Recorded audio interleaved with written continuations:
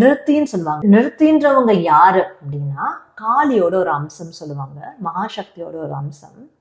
But இவங்களோட அம்சமே எப்படின்னா அழிவுக்கான அம்சம், டிஸ்ட்ராக்ட் பண்றவங்க, டிஸ்ட்ராயர் அண்ட் டிசல்யூட் பண்றவங்க அப்படின்னு சொல்லுவாங்க.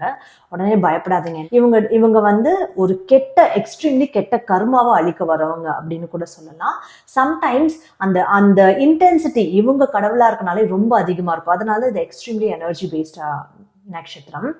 அதாவது ஒரு சவம் படுத்துட்டு இருக்கா, அவங்க அது மேல உட்காந்துட்டு இருக்காங்க, அந்த மாதிரி அவங்களோட சிம்பிளே இருக்கும். ஸோ இந்த நிறுத்தி வந்து நட்சத்திர டீட்டியா வர்றதுனாலே 3 நட்சத்திரக்காரங்க ஏதாவது ஒரு விஷயத்துல இவங்களை யாரோ ஏமாத்திட்டாங்க, இவங்க ரொம்ப மனசுருகி சாபம் விட்டாங்கன்னு வச்சுக்கோங்க, அது பழிச்சிடும், சீரியஸா பழிச்சிடும். எக்ஸ்ட்ரீம்லி ரியாக்டிவ், சாதா ரியாக்ஷனால எக்ஸ்ட்ரீம் ரியாக்டிவ். ஸோ அது வந்து எல்லாருக்கும் இவங்க சொன்னா பழிக்குமானா அப்படி இல்லை. நியாயமா நடந்துக்கிறாங்க, இவங்க கிட்ட அவங்க நடந்துக்கிட்டது நியாயமே இல்லை அப்படின்ற பட்சத்துல தான் இது நடக்கும். பட் நிறுத்திக்கு அந்த பேரழிவு கொடுக்குற பவர் இருக்கு.